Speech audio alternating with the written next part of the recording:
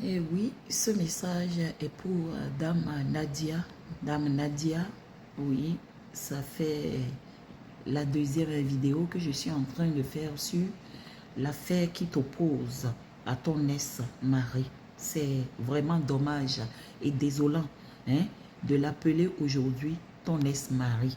Oui, tu sais, dans la vie, ce n'est pas tout ce que tu veux que tu as. Hein.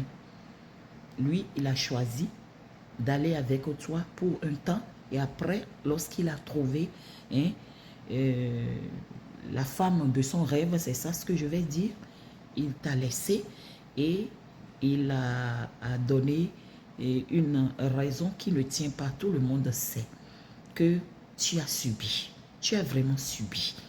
Et ça fait ta deuxième fois avec un homme. Yako, Yako, prends ça sportivement, tu es enfant de Dieu. Comprends que si Dieu ne veut pas quelque chose pour toi, tu ne peux pas l'avoir.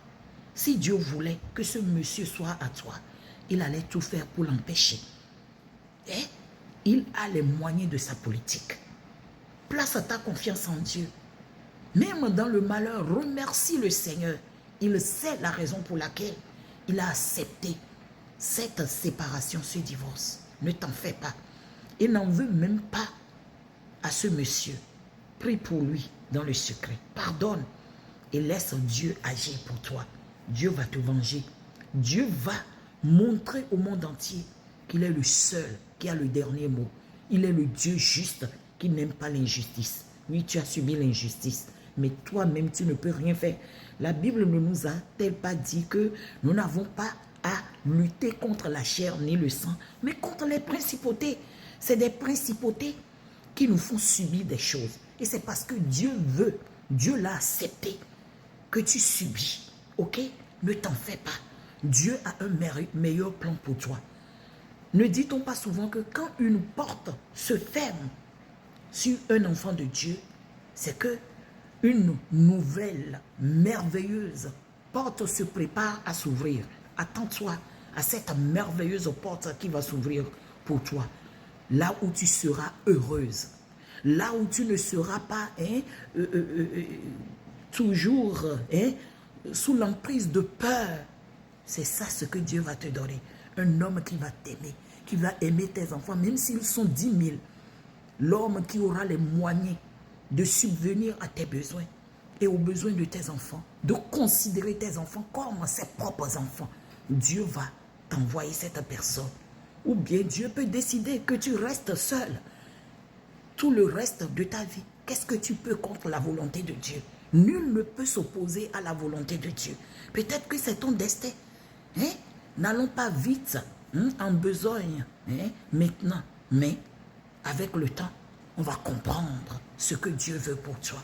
Ce que moi je voudrais te dire est ceci. Garde silence et laisse Dieu combattre pour toi. Exode 14, 14. Mais s'il y a quelque chose qu'on dit de négatif et de mal contre toi, si tu peux sortir pour éclairer les lanternes, c'est mieux de le faire. Mais ne combat jamais. Ne combat pas. Tu peux donner des explications sans insulter, sans combattre. Ok? Le Seigneur est à tes côtés. Cette semaine-ci, j'ai médité dans le livre de Rois, 2 Rois chapitre 3, les versets 1 à 14. Et le Seigneur m'a tellement émerveillé. Le Seigneur a dit à ses enfants que le combat auquel ils vont faire face avec leurs ennemis, ils vont gagner. Ils vont gagner. Et tu sais comment ils ont gagné le combat?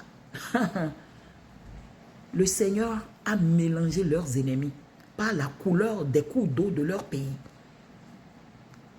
Les ennemis sont sortis pour aller au front de bataille et ils se rendent compte que les eaux sont devenues rouges comme du sang. Et pour eux,